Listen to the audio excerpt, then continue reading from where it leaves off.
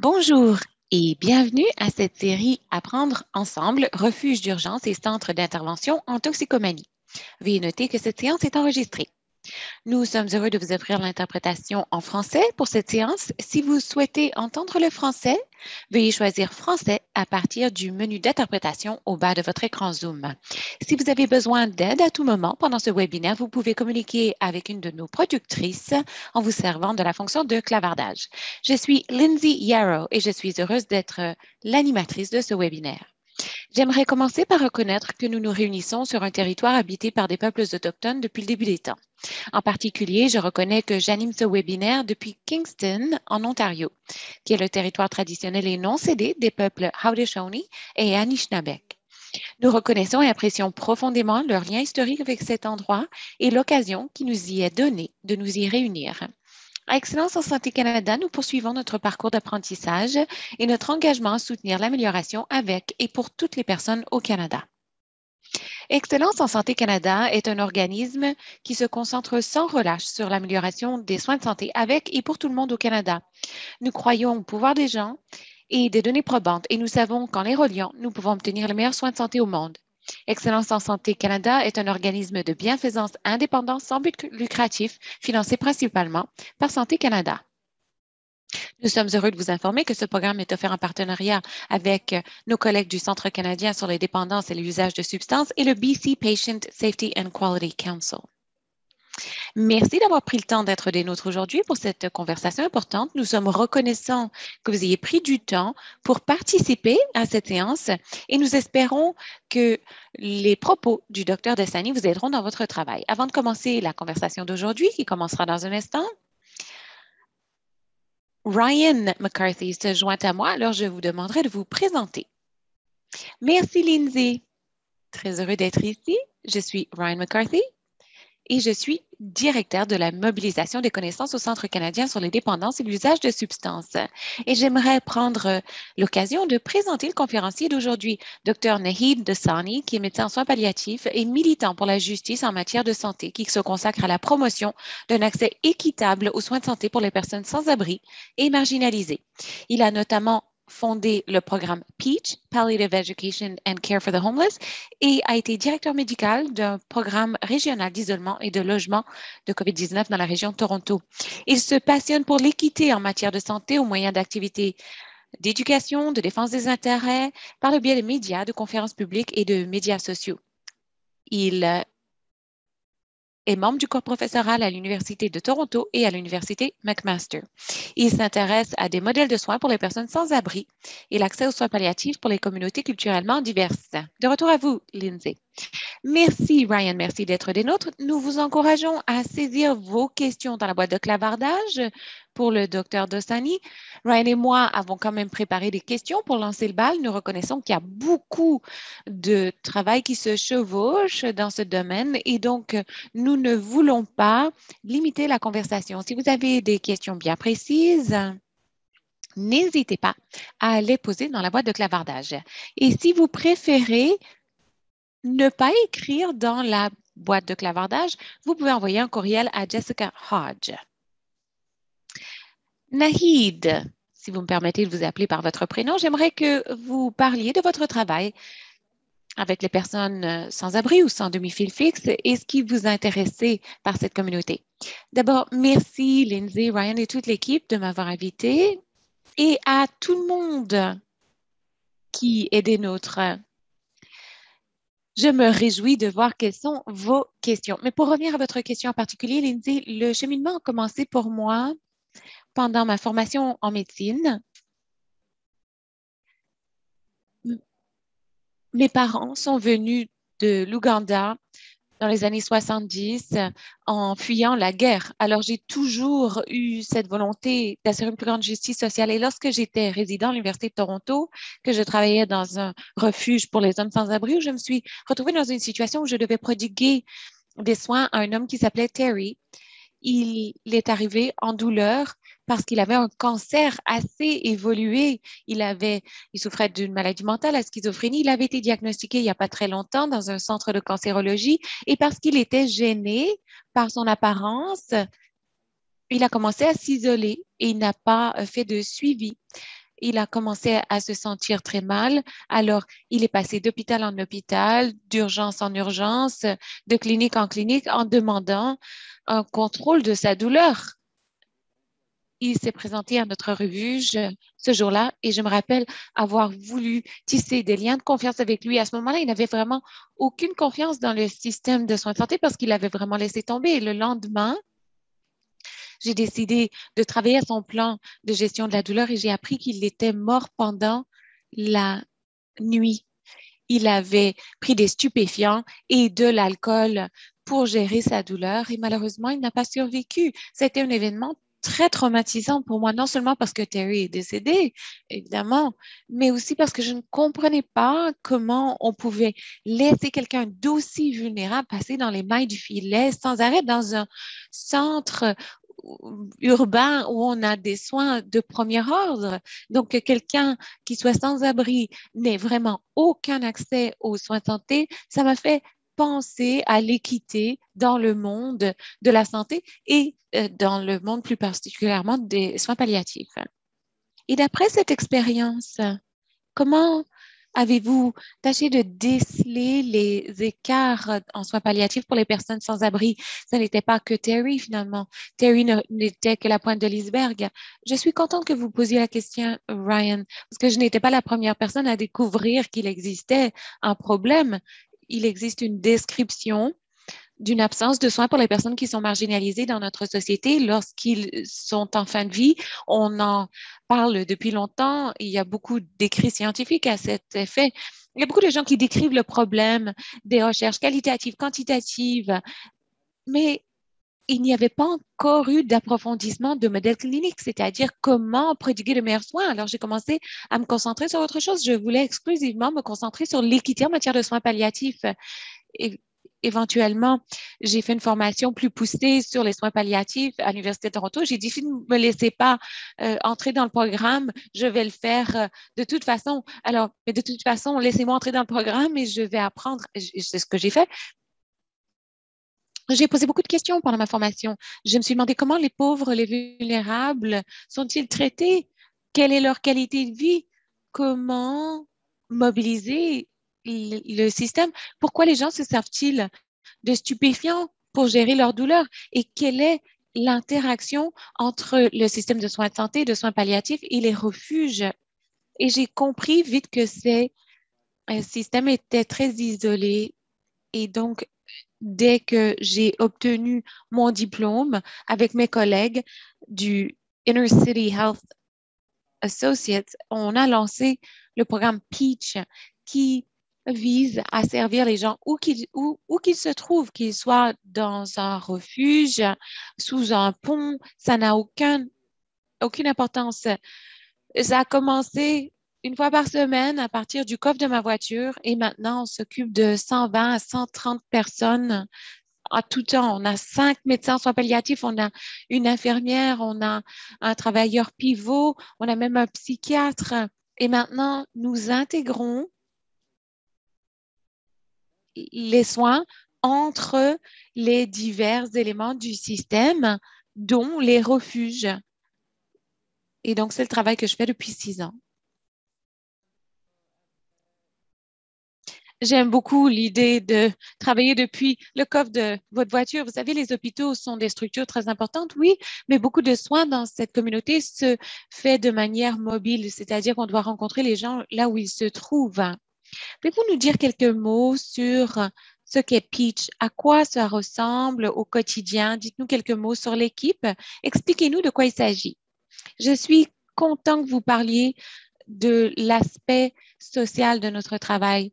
C'est-à-dire que les gens qui vivent dans une situation d'itinérance sont souvent l'objet de traumatismes causés par les systèmes de soins de santé. Parfois, c'est très difficile de se présenter dans un hôpital ou dans des services d'urgence. Ça crée beaucoup de méfiance au sein de cette communauté.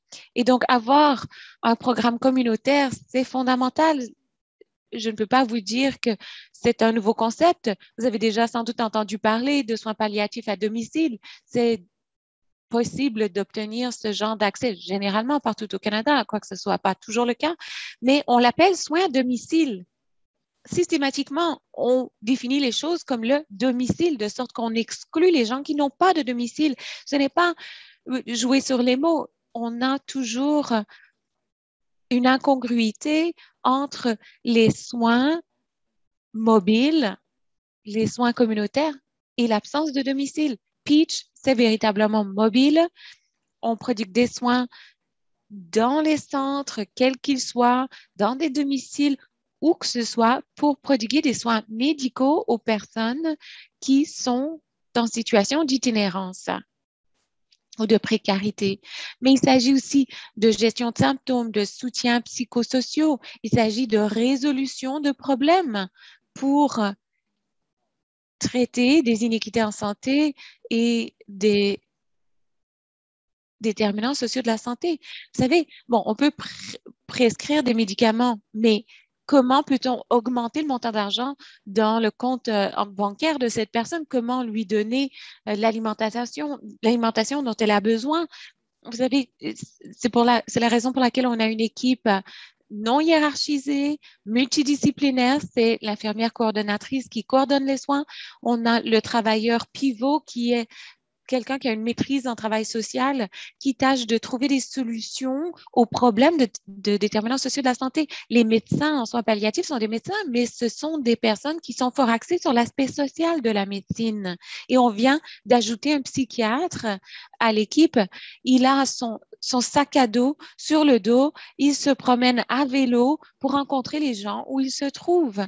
Ce sont des soins éclairés par les traumatismes et sensibles à la culture. On essaie d'avoir des soins axés sur les relations. Je pense que vous en avez un peu parlé, mais bon, vous avez parlé de l'expérience de Terry. Vous avez parlé de gens qui sont allés dans des hôpitaux, des cliniques sans rendez-vous, pour recevoir un traitement pour la douleur, à qui on refuse des médicaments. Pouvez-vous parler des obstacles qui empêche certaines personnes qui sont sans domicile de recevoir des palliatifs ou des obstacles au traitement par des médicaments visant à gérer la douleur, par exemple? Écoutez, d'entrée de jeu, lorsque vous commencez une conversation comme celle-ci avec les gens disent, ben, en principe, Terry avait accès à des soins de santé, alors pourquoi est-ce qu'il n'y a pas eu accès? Eh bien, parce que oui,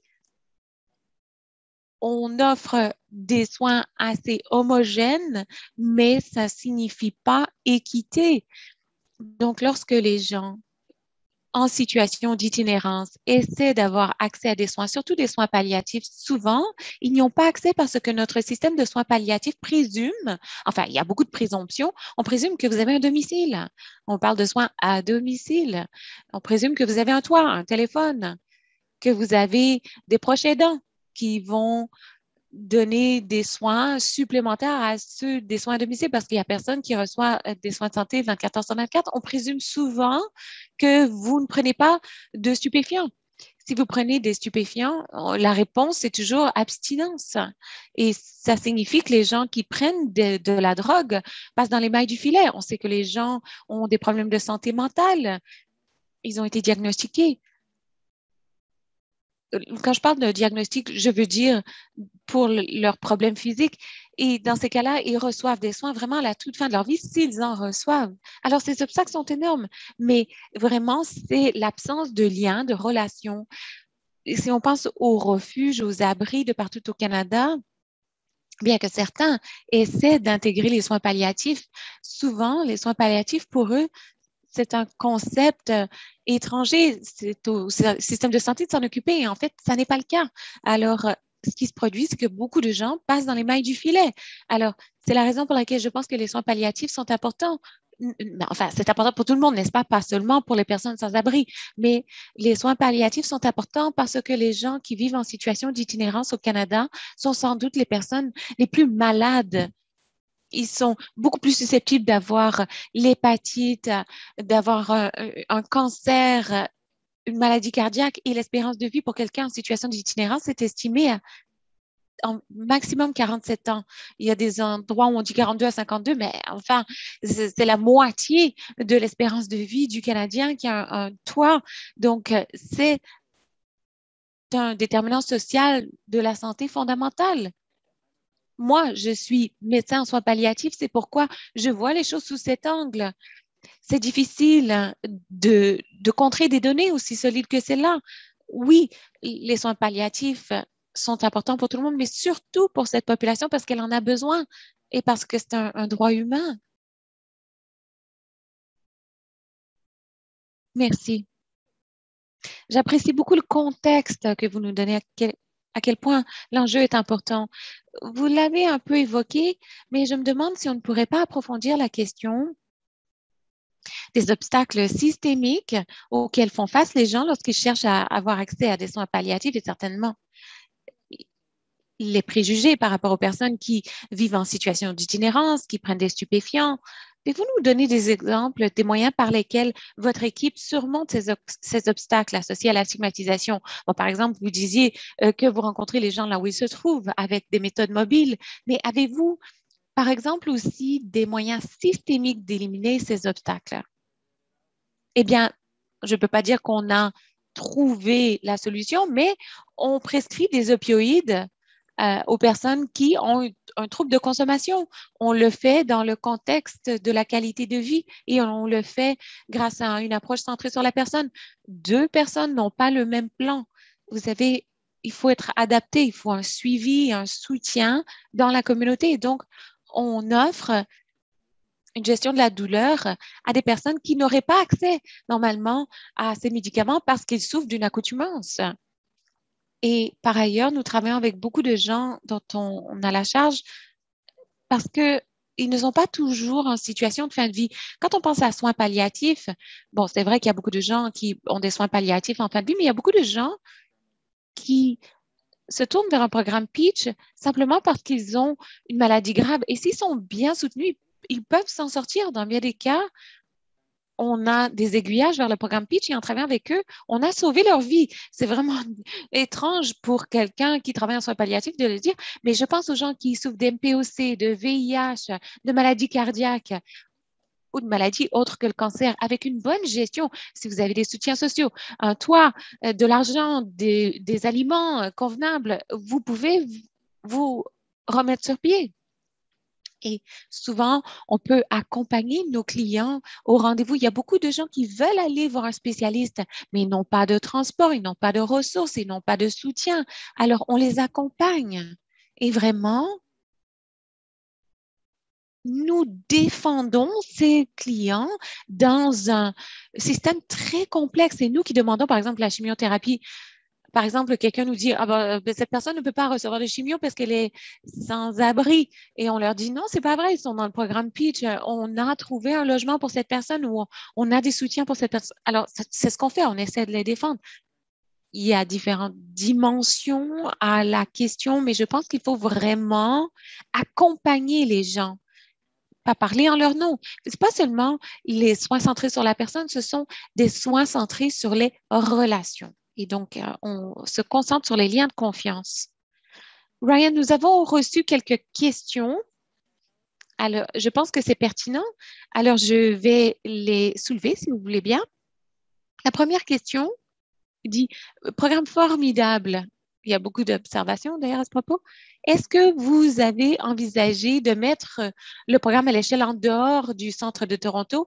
Et est-ce qu'à votre avis, ce programme a des possibilités d'être mis à l'échelle nationale? Eh bien, merci pour les commentaires positifs et félicitations à vous tous qui voulez que ce programme soit mis à l'échelle. Je suis très heureux de faire partie d'une famille nationale, sinon internationale, de programmes qui font ce travail. Nous avons des programmes sœurs en Colombie-Britannique, à Vancouver, à Edmonton, à Ottawa, et c'est difficile pour moi d'ailleurs de garder un œil sur tout ce qui se fait partout parce qu'il y a vraiment beaucoup de ces programmes qui pullulent partout et c'est une bonne chose. On est aussi au courant de programmes à Seattle, à Brisbane, en Australie, à Londres. Alors, c'est un enjeu international. Et ce qu'on comprend maintenant, dans le cadre de ces programmes, c'est que c'est une pratique exemplaire. La conjugaison des soins palliatifs avec le travail social, la justice sociale, la lutte contre la pauvreté, la fin de l'itinérance, la réduction des méfaits, les soins centrés sur les traumatismes, tout cela se fait ensemble. Est-ce que c'est la solution à tous nos problèmes? Non. Je pense que nous devons quand même faire un travail d'introspection. Pourquoi un pays comme le Canada a-t-il besoin d'un programme comme Peach pour que les gens vivent dignement et meurent dignement? C'est vraiment malheureux que notre système de soins de santé ait tant d'écart. Et je me demande ce que vous en pensez, Ryan et Lindsay. Je me dis, bon, oui, nous, on est ici pour combler un écart de soins de santé, mais est-ce que parfois on laisse le système général faire la sourde oreille parce qu'on comble cet écart? Si on fait le travail, est-ce que ça ne n'alimente pas l'écart en quelque sorte parce que le système compte sur nous? On est incapable de faire tout le travail au Canada. Mais bon, peut-être qu'on peut relever la barre grâce à l'éducation, la recherche. Peach a un programme d'éducation important. On forme les médecins de soins palliatifs de demain. On fait des recherches pour montrer que si on fait un travail axé sur les traumatismes, on peut offrir de meilleurs soins aux personnes qui ont une maladie mentale ou qui consomment des stupéfiants. De sorte qu'un jour, les programmes comme ceux-ci n'auront plus lieu d'être. Alors voilà. Je sais que j'ai pas forcément répondu à la question, mais je voulais quand même vider mon sac. Non, non, merci. Comme vous le dites, l'équité en santé dans le système exige beaucoup de travail. On a tous un rôle à jouer. Une autre question qu'on a reçue est la suivante. Comment êtes-vous financé? Est-ce que c'est un financement public? Avez-vous dû être très créatif pour obtenir un financement? Alors, on travaille avec des collègues de partout au Canada qui ont des programmes de soins palliatifs mobiles. Je peux vous dire qu'aucun programme n'a le même financement. Chaque instance a dû trouver un moyen créatif d'obtenir du financement. Je vais dire ce qui suit. Je ne suis pas au courant, j'ai peut-être tort, je ne suis pas au courant d'un financement solide au Canada qui concerne les soins palliatifs pour les personnes en situation de vulnérabilité. Soit on combine du financement ou on trouve, on grappille à gauche, à droite, mais il faut faire preuve de créativité. Moi, je travaille avec Inner City Health Associates. C'est une organisation de santé financée par le ministère de la Santé de l'Ontario pour prodiguer des soins aux personnes en situation d'itinérance. On l'appelle ICHA. On a 115 médecins qui travaillent dans 70 lieux au Canada, psychiatres, soins primaires et évidemment maintenant soins palliatifs aussi. Alors nous, ICHA, Inner City Health Associates, nous avons un financement, mais tous les services psychosociaux, etc., ça doit venir d'ailleurs. Là, on fait appel au RLIS local, mais ce qu'il faut vraiment, c'est un intérêt, une volonté de collaborer pour trouver un financement. On a fait appel à des fonds de philanthropie aussi. C'est ce qui nous a permis de recruter un travailleur pivot. Dans d'autres instances, les soins à domicile sont l'axe central et donc ils ont structuré le financement en obtenant des fonds pour les soins à domicile. Je pense à ce qui a été fait à Victoria. On a créé un programme à partir des soins à domicile et en travaillant avec la communauté médicale, on a pu obtenir un financement ailleurs. Parfois, par exemple, à Calgary, c'est les soins palliatifs de l'hôpital universitaire qui concentrent des soins. Mais finalement, je rêve d'un jour où ce financement serait disponible sans qu'on doive conjuguer toutes sortes de sources. Comme je le dis, les gens dont on s'occupe passent dans les mailles du filet. C'est pareil pour le financement. Merci. Sur ce, je cède la parole à Ryan parce que je sais que nous avons d'autres questions à vous poser, mais j'encourage quand même notre public à continuer d'envoyer ces questions. Oui, merci. Envoyez toujours vos questions. Une autre chose que je voulais évoquer, que je trouve intéressante, c'est cette présomption en soins palliatifs à l'effet qu'ils doivent être prodigués à domicile. Vous l'évoquiez un peu plus tôt et je me demandais, étant donné cette présomption,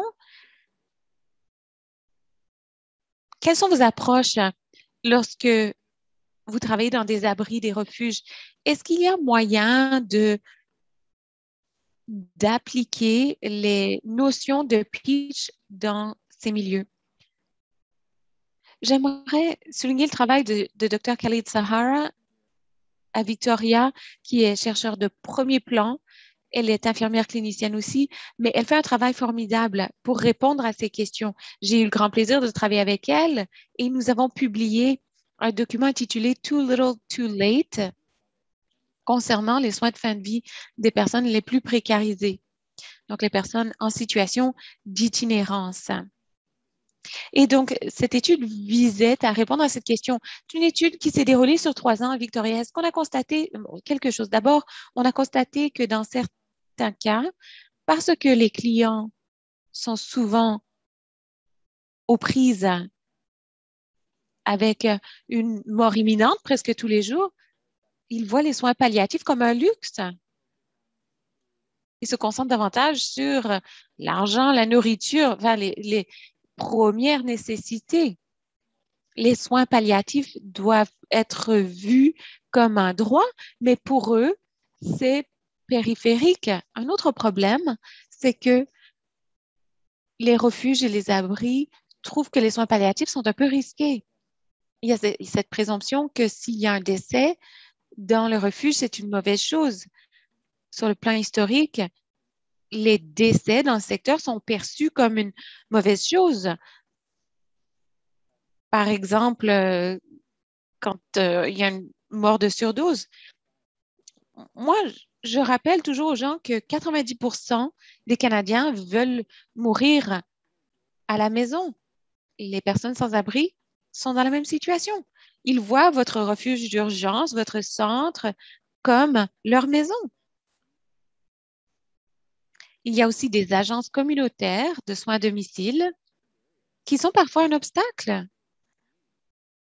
Par exemple, on a rencontré une infirmière lors de cette étude qui a dit, je veux vraiment prodiguer des soins à domicile dans ce centre, dans ce refuge, mais si je vais dans cet immeuble, on m'a dit que mes assurances seraient invalidées. Pourquoi? Parce que c'est soi-disant un centre dangereux. Il y a des organismes qui prétendent que c'est trop dangereux et donc on ne peut absolument pas y aller. C'est une exclusion sociale structurelle, si vous voulez. On a vu des professionnels de la santé aussi dire non, je ne veux pas aller dans ces milieux parce que il y a des craintes pour leur sécurité. Je suis tout à fait d'accord avec la sécurité, mais je pense qu'on ne peut pas jeter l'éponge comme ça. On a des programmes à Toronto lorsque nos infirmières vont dans les refuges. On les fait escorter par des agents de sécurité. Il y a des moyens, vous avez, de surmonter ces problèmes. Mais ce que je dirais, c'est que lorsque le secteur du logement travaille en collaboration avec les soins palliatifs communautaires de proximité, ce qui se produit, c'est que on donne des soins d'une bien meilleure qualité à cette personne parce que soins palliatifs, ça signifie soutien de tout ordre. Ça signifie, par exemple, un déambulateur, un accès à des soins médicaux, à la gestion de la douleur. Ça peut beaucoup aider les gens. Et des choses formidables peuvent se produire. On peut éviter les visites aux urgences à l'hôpital et les gens reçoivent les soins palliatifs là où ils le souhaitent. Nous avons reçu une autre question d'un de nos participants qui demande comment peut-on encourager d'autres médecins à s'intéresser davantage aux déterminants sociaux de la santé dans le cadre de leur rôle? Merci beaucoup. à ma collègue Roxane d'avoir mis le rapport dans la boîte de clavardage, Too Little, Too Late. Alors, c'est une excellente question. En 2021, on fait un bon travail sur le plan de la description des déterminants sociaux de la santé, les iniquités. Non, pardon. Nous faisons un bon travail sur le plan des conversations sur les déterminants sociaux de la santé, mais on ne parle pas des iniquités qui sont à la base de ces déterminants sociaux de la santé. Donc, approfondir les causes profondes de ces enjeux. Donc, on parle de pauvreté, d'itinérance, mais on ne parle pas de racisme, de xénophobie, de transphobie, euh, d'agisme, enfin, toutes sortes de choses qui sont à la racine de ces iniquités. Je pense que si les professionnels de la santé acceptent d'en discuter, acceptent une fonction un peu plus politique aux soins de santé, je pense que ça pourra mousser l'intérêt pour la question parce que je m'imagine mal faire le travail clinique que je fais sans faire le travail de défense des intérêts des clients cancers. On ne peut pas faire l'un sans l'autre et montrer que c'est possible. Ça fait partie du travail. Je pense qu'être un modèle, être un mentor, c'est important. Comme je disais un peu plus tôt, nous avons un partenariat avec l'Université de Toronto. Donc, les médecins peuvent venir chez nous et d'autres professionnels de la santé. C'est facultatif, mais ils peuvent venir et lorsque les apprenants nous accompagnent, ce qu'ils peuvent faire, c'est travailler avec notre équipe, mais ils doivent remplir un cahier de reddition de comptes personnels, ce qui leur permet de travailler vers un projet de défense des intérêts de la clientèle. Et ça nous permet de nous écarter de l'aspect très médical. Vous savez, dans les premières cohortes, ils venaient voir ce qu'on faisait, mais on n'essayait pas de changer les comportements. Donc, il ne s'agit pas simplement d'être sur la première ligne, d'être dans la rue. Il s'agit de faire un travail de défense des intérêts du client. Et c'est devenu maintenant un cours obligatoire pour les médecins en soins palliatifs. Et ça a été époustouflant pour nous parce que pendant de longues années, on voulait sensibiliser les gens, mais ça montre bien que les choses évoluent. Du point de vue pratique, je pense que vous comprendrez qu'il faut réfléchir à des modèles de rémunération plus modernes. Ce travail ne devrait pas être une œuvre de bienfaisance, ça devrait être durable, ça devrait être financé et ça devrait être soutenu. La réalité, c'est que le modèle de rémunération à l'acte, la majorité des médecins ne fonctionnent pas parce que les gens n'ont pas de carte de santé, ils n'ont pas de statut. C'est très difficile de se faire payer. Donc, comment créer un financement des solutions qui permettent de prendre cette clientèle en charge? Il est important de le reconnaître.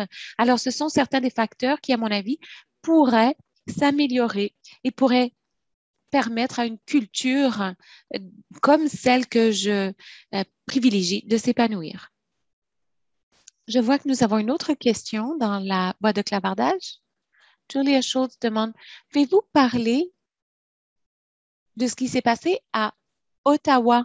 Il y a eu un précédent créé dans un refuge. Quelles seront les répercussions ailleurs? Oui, je vous parlais de l'hospice d'Ottawa. Il s'agissait d'un endroit où on a voulu fournir des soins palliatifs dans le refuge et je suis vraiment très fière de ce qu'a fait la mission à Ottawa. Je suis bonne amie avec Dr. Turnbull et je continue d'être inspirée par tout ce qui se fait dans cette mission d'Ottawa. Ce que ça montre, c'est qu'il nous faut un train de mesure, un train de solution. Ce n'est pas tout le monde qui peut aller dans un espace résidentiel ou un lit. Alors, ce qu'il faut, c'est plusieurs possibilités. Et au Canada, on s'est concentré beaucoup, enfin à Toronto, on s'est concentré beaucoup sur l'aspect mobile. C'est-à-dire qu'on s'adapte au lieu de résidence, si on veut l'appeler ainsi, du client. On ne peut pas exclusivement se tourner vers un centre avec des lits pour faire ce travail. Il faut aussi penser à renforcer la capacité dans par exemple, le système conventionnel, parce que vous n'aurez jamais assez de lits dans un refuge pour servir toutes les personnes vulnérables, étant donné que il y a beaucoup de facteurs qui contribuent à la vulnérabilité et que les chiffres vont parfois croissant. Alors, j'espère qu'on pourra continuer de faire fond sur ce qui s'est fait à Ottawa et qu'on trouvera d'autres solutions. Je vois une observation ici d'Yvonne que je voulais partager. Yvonne a dit qu'elle a isolé des stratégies pour la gestion des soins palliatifs dans le refuge du centre-ville où elle travaille. Et Yvonne était à Winnipeg.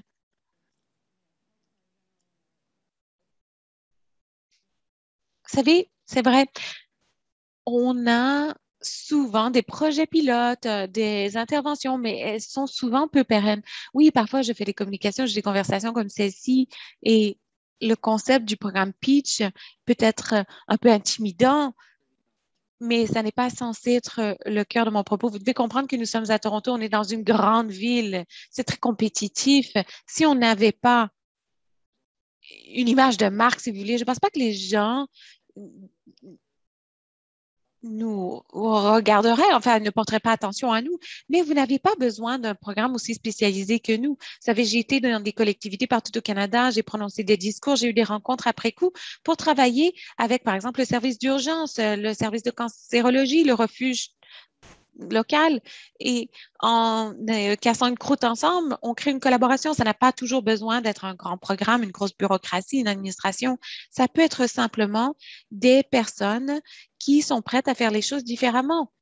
Prendre le téléphone, aller dire bonjour, ça peut faire une différence. Je dois dire aux gens qui sont en santé, que le secteur de l'itinérance et des refuges est vraiment emballé de travailler avec les professionnels de la santé, mais très souvent dans le passé, le secteur du logement a eu des difficultés avec le système de soins de santé, mais je pense que les choses changent. Je vois de plus en plus d'intégration, je vois de plus en plus de valeur accordée aux soins centrés sur la personne. Je sais qu'à Inner City Health Associates, on a un conseil de personnes qui ont une expérience vécue, qui orientent nos travaux.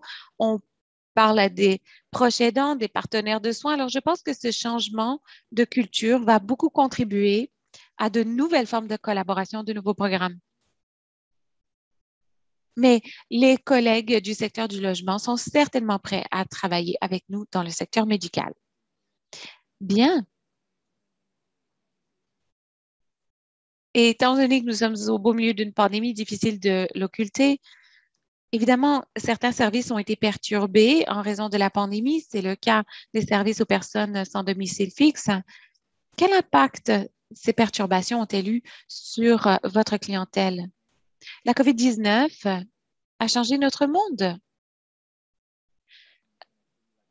et c'est le cas pour la population itinérante de Toronto. Cette population avait déjà beaucoup de difficultés. Maintenant, je pense que elle, elle est carrément tombée dans un précipice. Vous savez, en raison de la distanciation physique, certains services ont été supprimés, donc les gens ont été mis de côté, ils n'ont plus accès à leurs travailleurs sociaux et c'est devenu de plus en plus problématique. En soins de santé, on a eu un effet de domino de conséquences en aval. Et donc, notre charge de travail a doublé pendant la pandémie. On voyait davantage d'aiguillage que par le passé et les hôpitaux, surtout les soins de courte durée, ont fait de leur mieux pour essayer de garder les gens chez eux le plus possible. Donc, les soins de courte durée ont vraiment planifié les congés, ce qui est formidable parce qu'il y avait des grosses pressions dans les soins intensifs et les services d'urgence. Je voudrais que ce soit comme ça tout le temps, mais enfin, alors, recevoir des soins à domicile et les aiguillages vers Pitch ont fait partie de ces efforts. Par ailleurs, à Toronto et dans les communautés de partout au Canada, ça serait dur au Canada de ne pas trouver une ville qui n'a pas de, de parc où se trouvent beaucoup de tentes, car les sans-abri ont dû pour finir, au beau milieu de la pandémie, créer des camps essentiellement. Et on a constaté une criminalisation de ces personnes. Ils ont non seulement reçu des amendes, mais on s'est servi de méthodes vraiment agressives pour les écarter. Et cette criminalisation, leur élimination, le- leur renvoi manu militari de ces parcs est honteuse. Il me semble qu'à un moment où il faudrait davantage d'empathie, il n'y en avait pas. C'était vraiment difficile, c'était vraiment désolant de le voir.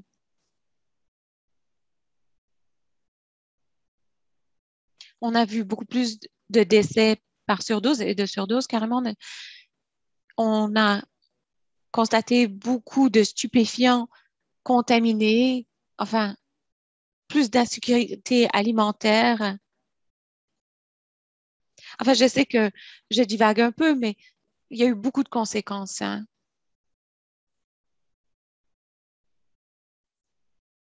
Merci, merci d'en avoir parlé. Vous avez parlé de l'impact que cela a sur la communauté,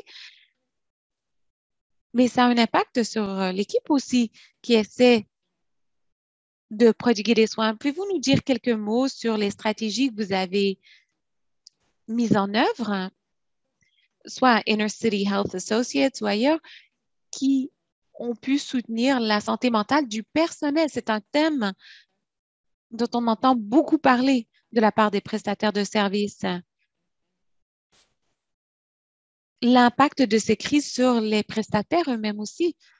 Oui, écoutez, Lindsay, j'aurais dû le dire. Je suis content que vous posiez la question. Je pense qu'une grosse conséquence de la pandémie, ça a été le deuil, le traumatisme de voir tant de souffrances et de voir tant de décès autour de soi. Il y a beaucoup de gens qui se disent, oui, mais c'est ce que vous faites, non? C'est ça le programme Peach. Mais c'était à un autre niveau pendant la pandémie. Et nous organisons des interventions, des cercles de deuil, tels qu'on les appelle. On le fait depuis 2014, où on réunit l'équipe de soins après un décès et nous faisons notre deuil ensemble. Et nous avons converti ce cercle de deuil en format virtuel et on en a organisé plus que jamais auparavant depuis le début de la pandémie. Et l'équipe Peach et nos cercles de deuil sont devenus un modèle adopté par la ville de Toronto.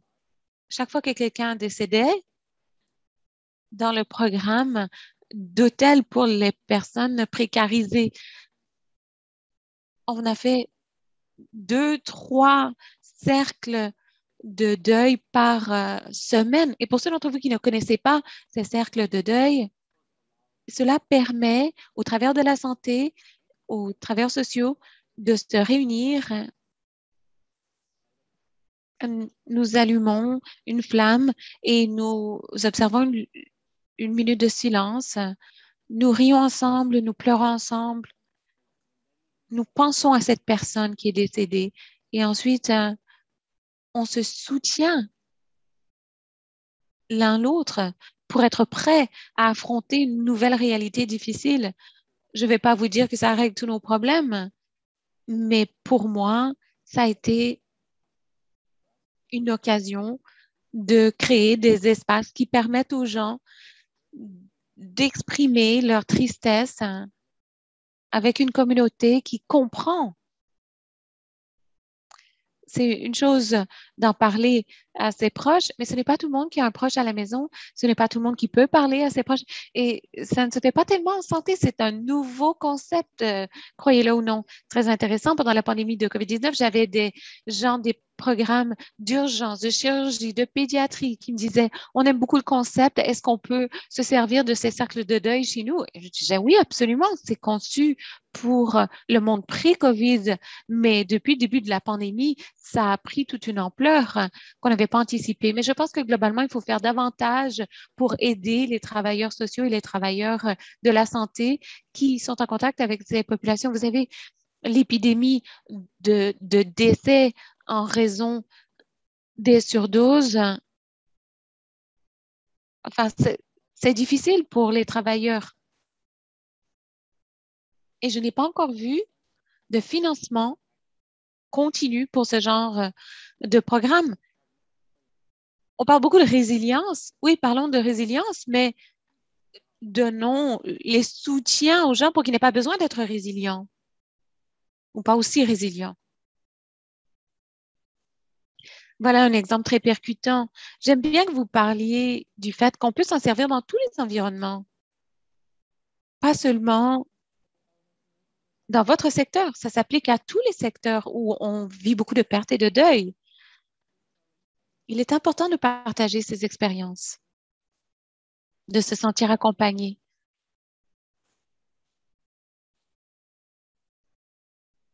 C'est un excellent modèle, hein. Sachant que l'écart entre les personnes qui sont en situation d'itinérance et leur capacité d'accéder à des soins en période de COVID s'élargit, il y a également eu des discussions plus encourageantes autour des leçons qu'on peut tirer de notre expérience. Alors, je me demande si vous pourriez parler du changement que vous avez constaté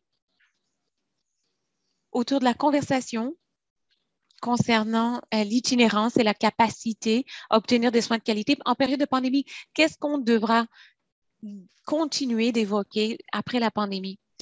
Bon, écoutez, il est important de parler des aspects positifs de tout ce qui est négatif et pour tous les problèmes qu'on a vus pendant la pandémie, surtout en matière de soutien de cette population. On a constaté une grande créativité, une innovation, une collaboration dans des instances partout au Canada pour soutenir cette population. On a vu la mise au point de modèles de réaction à la COVID qui comprenaient dans certains cas des hôtels, des motels, des centres communautaires. On a vu les travailleurs du système des courtes durées travailler avec des refuges, avec, enfin, toutes sortes de groupes. Alors, il y a eu une réaction concertée et en soi, il faut célébrer ces efforts. J'ai eu l'honneur et le privilège de faire partie de la réaction dans la région de Peel, où j'étais directeur médical et je continue d'être le directeur médical du programme de COVID-19 pour les personnes en situation d'itinérance. Et d'entrée de jeu, 50% des gens qui vivaient en refuge se sont retrouvés dans des salles d'hôtel et je pense que ça a permis d'éliminer une bonne partie de la souffrance et cela a permis de maintenir des niveaux de distance et d'isolement. Bon, évidemment, maintenant, avec la vaccination, les choses changent peut-être et la question devient qu'est-ce qu'on fait maintenant? À mon avis, l'ingéniosité, la collaboration qu'on a constatée en période de COVID-19 de la part de tous ces partenaires de partout au Canada ont prouvé que on peut trouver une solution à l'itinérance. On a ce qu'il faut pour éliminer l'itinérance. On a les ressources nécessaires. Vous savez, on se posait la question avant la COVID et on disait non, il n'y a pas d'argent, il n'y a pas de soutien, ça n'intéresse personne. La COVID a éclaté et d'un coup, on a trouvé les moyens.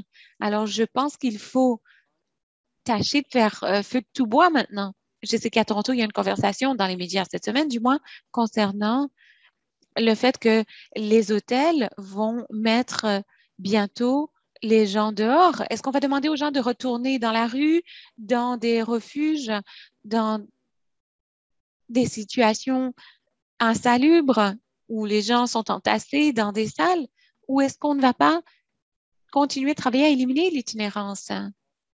Et je sais que vous qui participez à cet appel, vous faites un travail formidable, mais je pense qu'il faut soutenir aussi l'Alliance canadienne qui vise à mettre un terme à l'itinérance et qui écrit des rapports constamment concernant le fait que la reprise après la COVID doit tenir compte aussi de l'itinérance. Alors, j'encourage tout le monde, si vous êtes d'accord avec moi, à changer un peu la conversation, ne plus parler exclusivement de ce qui s'est passé pendant la COVID et parler à présent de l'élimination de l'itinérance. Pour de bon, ça pourrait être le legs de la COVID-19. C'est ce que cette génération pourrait donner à la suivante. Et il n'y a pas de limite, à mon avis, à ce qu'on peut faire. Merci, Nahid. je pense que c'est une bonne façon de mettre un terme à cette conversation avec cet appel à l'action que vous avez partagé. Alors, merci infiniment au nom de Ryan et de moi-même et des participants. Merci d'avoir partagé vos observations qui nous ont donné beaucoup de matière à réflexion. Merci aux participants. Roxane a partagé aussi d'excellentes ressources dans la boîte de clavardage qui feront partie des archives de cette séance. Alors, vous y aurez accès et j'espère que cela vous aidera dans l'avenir qu'on espère exempt de COVID. Merci, Nahid. Merci, Ryan Lizé et l'ensemble de l'équipe, tout le monde qui a participé à ce webinaire et tout le monde qui le regardera ultérieurement. Merci infiniment. Ce fut un privilège et un honneur. Bon week-end à tous. Merci. Alors, le prochain événement d'apprentissage est prévu pour le 4 novembre de 12h à 12h30. Le caucus portera sur l'établissement d'une infrastructure pour la réduction des méfaits dans le contexte de la réaction aux multiples urgences de santé publique déclarées et non déclarées, notamment la crise des opioïdes, la crise du logement et la pandémie de COVID-19. Nous sommes heureux de pouvoir compter sur la contribution du Dr. Bernie Pauly pour cette conversation. Et le prochain webinaire aura lieu le 16 novembre. Nous partagerons le titre dès que nous l'aurons. Un merci tout spécial à Nahid pour la conversation d'aujourd'hui, à Roxane d'avoir partagé ses ressources pour qu'on puisse prendre connaissance. Et veuillez à présent prendre quelques instants pour répondre aux questions qui sont affichées à l'écran. Première question, j'en sais plus sur les personnes sans domicile et leur capacité à accéder à des soins de qualité qu'avant ce webinaire. Donc, vous pouvez répondre par tout à fait d'accord, d'accord, neutre, pas d'accord ou fortement désaccord. Deuxièmement, dans l'ensemble, je suis satisfait ou satisfaite de ma participation au webinaire. De nouveau, de tout à fait d'accord à fortement désaccord. Et enfin, je pourrais appliquer ce que j'ai appris au cours de ce webinaire dans le contexte de mon travail. De tout à fait d'accord à fortement désaccord. Et je vous rappelle de cliquer sur envoyer pour que l'on puisse recevoir vos réponses. Merci à tous. J'espère vous retrouver lors du prochain événement. Au revoir. Au revoir à tous.